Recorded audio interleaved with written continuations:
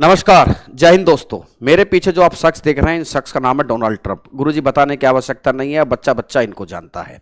कुछ लोग तो अब इनको टैरिफ चाचा कहने लगे हैं कि इनके पास जब कुछ नहीं होता है तो टैरिफ लगाने की धमकी दे देते हैं। लेकिन आजकल ये सुर्खियां बटोर रहे हैं ग्रीनलैंड के चलते। मेरे प्यारे साथियों, क्या है कहानी, थोड़ा सा सिलसिलेवार तरीके से समझिए। और इस कहानी को समझने के लिए आपको थोड़ा सा बैक जाना होगा। जब ये अपने इलेक्शन का चुनाव जो प्रचार प्रसार कर रहे थे तो इन्होंने एक नारा दिया, मेक अमेरिका ग्रेट अगेन। इन्होंने अमेरिकी वासों, जो अमेरिका के रहने वाले लोग थे, उनको ये झांसा दिया, उनको ये विश्वास दिलाया कि तुम देखो, मैं अमेरिका की पुराने वक्त वापस लेकर आऊंगा। पुराने वक्त वापस लाने की कुछ झलक इन्होंने दिखाई। जैसे इन्होंने कहा कि हम कनाडा को अपने इसमें शामिल करेंगे। उन्होंने कहा कि हम किसी भी पर्यावरण समझौते को नहीं मानते। एक नारा दिया, ड्रिल बेबी ड्रिल, मतलब अब अमेरिका ही क्यों सारे पर्यावरणीय सैंक्शंस को झेले, हम तो अपनी तरक्की उसी रेट से करेंगे जिससे आज तक करते आए हैं। साथ में उन्होंने कहा कि दूसरे लोग जो हैं हमें वो लूट के चले जाते हैं, मैं देखना, मैं खजाने को भर दूंगा। हमारे देश में लोग नौकरी करना आते हैं, तुम देखना वीजा पे इतने पैसे लगा दूंगा कि वो लोग नौकरी करना आएंगे तो उससे ज्यादा हमारे खजाने को वो भरेंगे। बहरहाल ये सब वो बातें थी जो उनके चुनाव प्रचार के दौरान चल रही थी।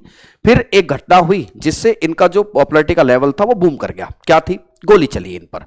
उसमें ये बच गए। उन्होंने कहा कि देखो, लोग मुझे मारना चाहते हैं, और इस तरह के उन्होंने एक ऑरा क्रिएट किया कि अमेरिकी वासी इनके समर्थन में जुड़ते चले गए। और साथ में एक लॉबिंग भी हुई जिसमें एलोन मस्क बहुत बड़े जिम्मेदार थे।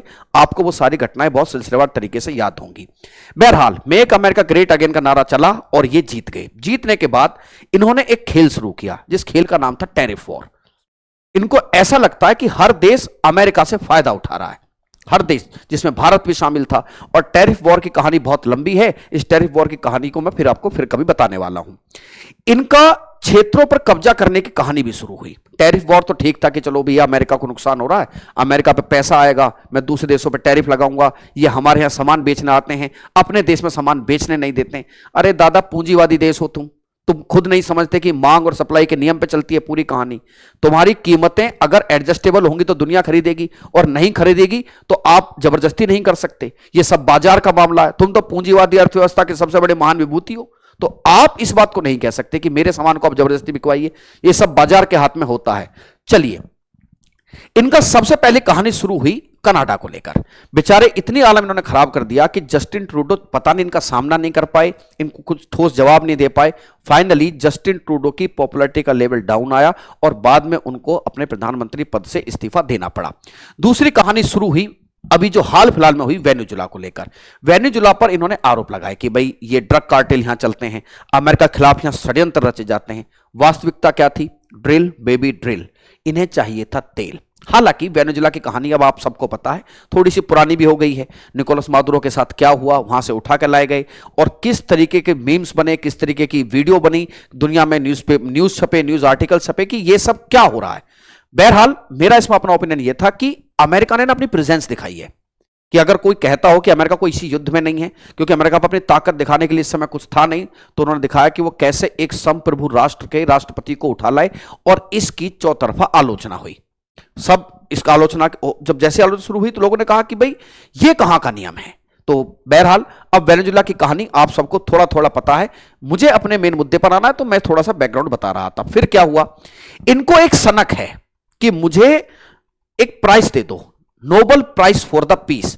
मैंने ये युद्ध रुकवाया है, मैंने वो युद्ध रुकवाया है। कम से कम 50 से 60 बार तो ये भारत पाकिस्तान के युद्ध रुकवाने का दावा कर चुके हैं। लेकिन अभी हाल फिलहाल में स्थिति क्या है, इन्होंने अपना स्टैंड बदला है। ये क्या कहते हैं सुनिए, कि मैंने बहुत कोशिशें की, लेकिन अब मेरे पे, अगर मैं लेमन लैंग्वेज में कहूं तो इनका कहना यह है कि दुनिया की शांति का ठेका मुझ पे नहीं है, क्योंकि तुम मुझे नोबेल प्राइज नहीं दे रहे हो। इन्होंने कहा, अच्छा, जिन युद्धों को रुकवाने के दावा कर रहे थे आप उनकी तह तक जाइए, उनमें आधे ज्यादा युद्ध तो यही करवा रहे हैं, ठीक है। और जिस युद्ध को लेकर इन्होंने बड़ी हायतोवा मचाई थी, रूस यूक्रेन, उसमें इनका कोई सिक्का चलता नजर आ नहीं रहा है, ठीक है। और हुआ क्या है कि यूक्रेन युद्ध में उल्टा भी यूक्रेन को धमका रहे हैं कि बेटा चुपचाप बैठो, रूस से समझौता करो, XYZ, ये सब चीजें चल रही हैं। फिर क्या होता है जी, अब जो हाल फिलहाल सबसे चर्चित मामला है, इनको ग्रीनलैंड चाहिए। ये जो हमारे टैरिफ चाचा हैं, इन्हें ग्रीनलैंड चाहिए। ये तमाम तरह के एक्सक्यूजेस दे रहे हैं कि हमारा ये सपना था, हमारे बहुत सारे पूर्व राष्ट्रपतियों ने ग्रीनलैंड को खरीदने की बात कही थी, ग्रीनलैंड को हमें खरीद लेना चाहिए।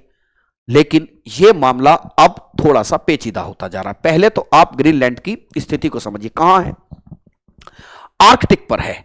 और ग्रीनलैंड जो है दुनिया का सबसे बड़ा द्वीप है। सबसे बड़ा द्वीप होने के साथ साथ ये हर वक्त बर्फ से ढका रहता है। इसका 80 से 85% हिस्सा है वो बर्फ से ढका रहता है। क्योंकि नॉर्थ पोल के पास है तो बर्फ ऑब्वियस बात है, वहां जमी रहनी भी लाजमी बात है। हुआ क्या है कि ग्लोबल वार्मिंग के चलते बर्फ पिघली है, तो नो डाउट ग्रीनलैंड की बर्फ पिघली है। ग्रीनलैंड में कुछ नई भूमियां सामने आई हैं और इसी के चलते इन चार जो टैरिफ चाचा हैं हमारे, इनकी नीयत डगमगा गई है।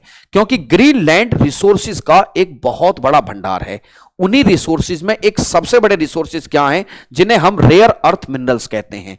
यह ऐसा शब्द है जो आपको लगातार, चाहे अमेरिका चीन का मामला हो, अमेरिका का रूस से मामला हो, रूस का यूक्रेन से मामला हो, अब अमेरिका ग्रीनलैंड से मामला हो, यह शब्द आपको लगातार सुनने को मिलेगा। रेयर अर्थ मिनरल्स क्या होते हैं? रेयर अर्थ मिनरल्स मैंने इनको शॉर्ट लिस्टेड किया है। रेयर अर्थ मिनरल्स ये समझ लीजिए कि जो इलेक्ट्रॉनिक व्हीकल्स हैं उनकी बैकबोन है और आने वाला समय इन्हीं का है, इलेक्ट्रॉनिक गुड्स का, सेमीकंडक्टर्स का, और ये जो आपका इलेक्ट्रॉनिक व्हीकल्स हैं इन सब की बैकबोन है ये। इसमें बहुत ज्यादा इनका इस्तेमाल होता है। अब इनका जो भंडार है वो इनका सबसे ज्यादा भंडार है चाइना के पास। चूंकि चाइना के पास इनका सबसे ज्यादा भंडार है, चाइना को से इनके संबंध लगातार खटपट होते रहते हैं, तो चाइना जाने कब रेयर अर्थ मिनरल्स अमेरिका को देना बंद कर दे, तो नो डाउट इसका अमेरिकन इकोनॉमी के फर्क आएगा ही। फिर अगर फर्क आया तो कैसे मेक अमेरिका ग्रेट अगेन बनेगा, बात को समझो। अगर यह फर्क आया दोस्तों तो फिर कैसे बनेगा मेक अमेरिका ग्रेट अगेन, जब इंडस्ट्री नहीं रहेंगी। और वैसे भी जब आप अर्थव्यवस्था के प्रकार देखते हो तो यह तो सेवा क्षेत्र की इकोनॉमी है। इंडस्ट्रीज इनकी जो है बहुत पावरफुल है अमेरिका की, नो डाउट, बट उनकी इंडस्ट्रीज को रिसोर्सेज बाहर से चाहिए, जिनमें चीन सबसे बड़ा सप्लायर है। किनका? रेयर अर्थ मिनरल्स का। एक सवाल आपके मन में आ सकता है, गुरुजी भारत की स्थिति बताओ। भारत में भी रेयर अर्थ मिनरल्स हैं लेकिन उस स्तर पे नहीं है जिस स्तर पे चाइना के पास हैं। तभी ग्रीनलैंड से बर्फ पिघली और ग्रीनलैंड में रेयर अर्थ मिनरल्स का पता चलता है। और बहुत दिनों से अमेरिका यहां पे रिसर्च करा रहा था कि ढूंढो ग्रीनलैंड में क्या है। ग्रीनलैंड में वहां के रिसर्चर्स ने बताया कि दादा रेयर अर्थ मिनरल्स हैं। और रेयर अर्थ मिनरल्स के चलते निगाह आ गई किस पर? ग्रीनलैंड पर।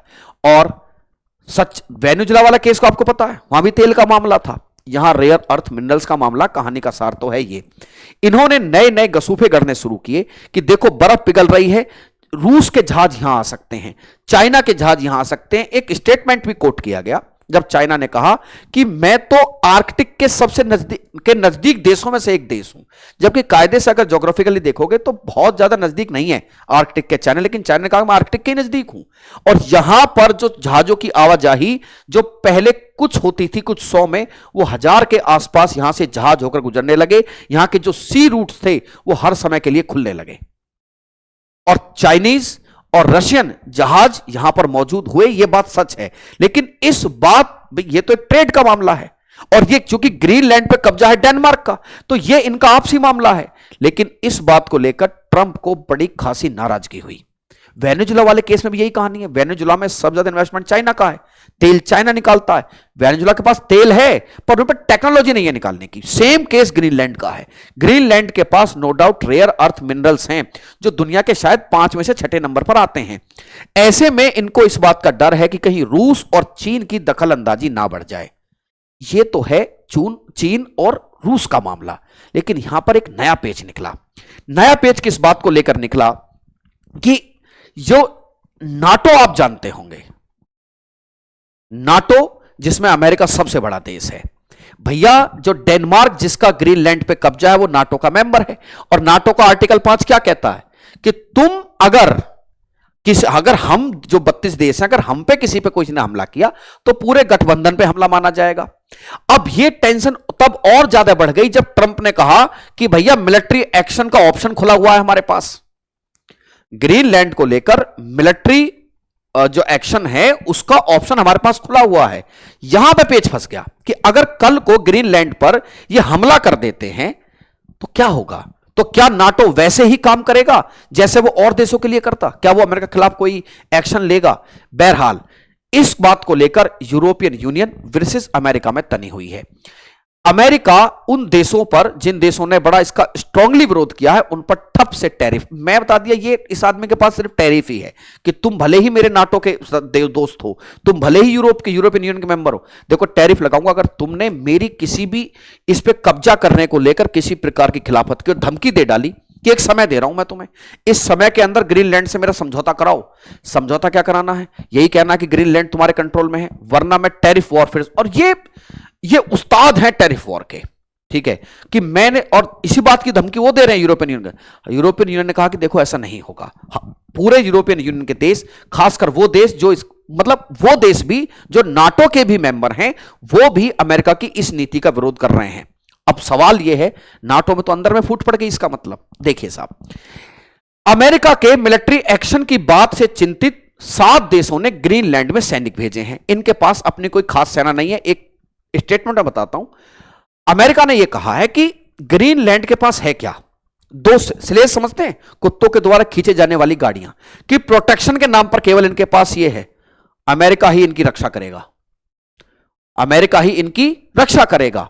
इस बात को देखते हुए ग्रीनलैंड पर प्रतीकात्मक रूप से अब यूरोप के देशों ने वहां पर सैनिक भेजे हैं, और सैनिक भेजकर यह बताया कि देखो भैया अमेरिका, हम इसकी रक्षा करेंगे क्योंकि हम भी नाटो के अधीन हैं और नाटो का आर्टिकल 5 से बंधे हुए हैं, और वैसे भी आपकी जिस तरह की पॉलिसी है आपका अपोज करना तो बनता है। और एक रहस्यमय आंकड़ा बता दूं, ब्रिटेन ने भेजा 1 सैनिक। कितना? 1 सैनिक भेजा ब्रिटेन ने। ये सभी सैनिक इस समय ग्रीनलैंड पर मौजूद हैं, यह बताने के लिए कि अगर अमेरिका मिलिट्री एक्शन करता तो हम उसका विरोध करते हैं, और हमने अपनी सेनाएं वहां तैनात कर दी हैं। ट्रंप ने एक और एक्सक्यूज दिया। असल में एक एयर डिफेंस सिस्टम है जिसका नाम गोल्डन डोम है, ये वो बना रहे हैं। आयरन डोम इजराइल का है और ये गोल्डन डोम इनका है। तो गोल्डन डोम को ये कहते हैं कि मैं इस गोल्डन डोम को ग्रीनलैंड पर पोस्ट करना चाहता हूं, मैं यहां इसको पोस्ट करूंगा ताकि मैं रूस से बच सकूं, मैं इधर से आने वाले किसी भी मिसाइलों से हमारा देश सुरक्षित रहे। भाई साहब, रूस के नजदीक ग्रीनलैंड से तो अलास्का है, आप वहां पोस्ट कर लीजिए। लोग ये कह रहे हैं कि आप अलास्का पे क्यों नहीं कर देते, अलास्का तो आपका अपना है। अगर, क्योंकि ट्रंप का ये बड़ा खर्चीला और उसका महत्वाकांक्षी प्रोजेक्ट है गोल्डन डोम, ये एक एयर डिफेंस सिस्टम है कि भैया अगर आपको ये करना तो आप अलास्का में लगा दीजिए, अलास्का ज्यादा नजदीक है रूस के। बट आप सभी जानते हैं ये सब गसूफे हैं, और ये गसूफे किसको लेकर चल रही है पूरी कहानी? ये गसूफे जो कहानी चल रही है इनको लेकर, जिन्हें रेयर अर्थ मिनरल्स कहते हैं। जहां जहां आर्थिक संसाधन है वहां वहां इस आदमी की निगाह है, और यह आदमी अपने चुनाव प्रचार के दौरान कह चुका है, ड्रिल बेबी ड्रिल, मुझ पे कोई फर्क नहीं पड़ता, जहां तेल है वहां से निकालो। वेनेजुला की भी यही कहानी है, और जहां जहां तेल होता है वहां वहां अमेरिका की एक फितरत रही है कि यह वहां वहां युद्ध करने पहुंच जाता है। इराक की लड़ाई को भी आज भी बहुत लोग जस्टिफाई नहीं करते। सद्दाम हुसैन का जो मामला था, बहुत लोग जस्टिफाई नहीं करते इराक को लेकर, कि इराक पे जो अमेरिका की कार्रवाई है कि उसको जस्टिफाई किया जाए। बहुत लोग आपको दिखाई देंगे, विपक्ष में दिखाई देंगे आपको, और बात सबको पता, तेल की कहानी है, तेल की कहानी। तो मेरे प्यारे साथियों, खेल इन मेटल्स को लेकर है जिन्हें रेयर अर्थ मिनरल्स कहा जा रहा है। ये आपके जो इलेक्ट्रॉनिक व्हीकल्स हैं, सेमीकंडक्टर्स हैं, इनकी बैकबोन है ये। अब सवाल यह आता है कि इस कहानी में इन दोनों का क्या रोल है? ये सब क्यों चुपचाप देख रहे हैं? देखिए, अपने अपने स्तर पर सब विरोध दर्ज करा रहे हैं। मैं आपको एक बात और बता दूं, जिस समय तक मैं सेशन रिकॉर्ड कर रहा हूं उस समय तक कुछ बातें ऐसी चल रही हैं, क्योंकि ये आदमी हर चीज अपना नया बना लेते हैं। सोशल मीडिया प्लेटफॉर्म ट्रूथ इनका अपना है ना। तो ये क्या कह रहे हैं कि मैं अपना यूएन बनाऊंगा, है ना। नाटो को ये पहली धमकी दे चुके हैं कि देखो नाटो पाटो कुछ नहीं है, तुम्हारी रक्षा मैं ही करता हूं, तुम लोग तो मजे लेते हो अपने पैसे के। क्योंकि ये आर्टिकल 5 ने ये कह रखा है कि तुम पे हमला होगा तो सब रक्षा करेंगे। कौन रक्षा करेगा? अरे मैं ही तो करूंगा, सबसे ज्यादा पैसा मेरे पास है, सैनिक मेरे पास है, तो मैं इससे बाहर निकलने में नहीं हिचकूंगा। ये तो ये बहुत दिन पहले कह चुके हैं। अब it is my just opinion, ये मेरा ओपिनियन है कि शायद नाटो में गिरती दरार पुतिन के लिए खुशखबरी है, इसीलिए पुतिन साहब चुप बैठे हैं। ये जो भाई वो जो एक प्रोटोकॉल है अपोज करने का, विरोध करने का, वो सब तो चल रहा है, लेकिन शायद इनके लिए ये खुशखबरी है कि चलो होने दो इनके बीच में ही आपस में, क्योंकि वो नाटो ही है जिसके चलते यूक्रेन पर ये इन्होंने सोचा नहीं था कितना लंबा युद्ध चल जाएगा, और वो युद्ध बहुत लंबा चल गया। वो नाटो ही तो है, तो इनको शायद इस बात को लेकर अंदर खाने तो खुशी हो रहे होंगे। अब बात आती है चीन की। देखिए, चीन जो है ना, इस गठजोड़ से इस आदमी की टेंशन होनी जायज है। ये जो गठजोड़ है ना इनका, इस गठजोड़ से टेंशन होनी जायज है, ठीक है। और चीन वैसे भी अपने आप में रेयर अर्थ मिनरल्स का बादशाह है इस दुनिया में। तो इन दोनों देशों को अभी शायद ऐसा लगता है कि जो खटपट हो रही है नाटो में, इससे इनको राहत पहुंची ही होगी। आने वाले समय में क्या समीकरण बदलते हैं, हालांकि ट्रंप साहब की ये फितरत है, ये सिर्फ धमकियां इनके साथ ज्यादा चलती हैं। एक वेनेजुला के केस में छोड़ दो तो धमकियां बहुत ज्यादा हैं, एक्शन बहुत कम है। तो शायद ग्रीनलैंड को लेकर कोई ना कोई समझौता होगा। और पूरी मुझे उम्मीद है कि इस बात को लेकर जो ट्रंप हैं, जो इनकी निगाह जिस रेयर अर्थ मिनरल्स पे है, इसको लेकर कोई समझौता हुआ नहीं, और वो छोड़ देंगे कि ठीक है ग्रीनलैंड को डेनमार्क के हवाले कर दो, मतलब उन्हीं के तो हवाले है ही कि उन्हीं पे छोड़ देते हैं। और वैसे भी अगर आप ग्रीनलैंड पर एक्शन लेते हो तो वो एक्शन तो डेनमार्क के खिलाफ माना जाएगा, क्योंकि डेनमार्क के अंडर है और डेनमार्क नाटो का मेंबर है। तो मुझे समझ में ये नहीं आ रही कि आर्टिकल 5 का क्या होना है, क्या ये आपस में लड़ेंगे। और समझो यूरोपीय यूनियन में कोई कमजोर संगठन नहीं है, तो अभी इसमें उम्मीद केवल समझौते की ही है, ये मेरा अपना ओपिनियन है। और शायद इसको लेकर अभी कोई मिलिट्री एक्शन जैसी बातें ट्रंप साहब ने कही है, बट उसका भविष्य नजर आता नहीं है। तो कैसा लगा ये सेशन, आपको कमेंट सेक्शन में जरूर बताना है।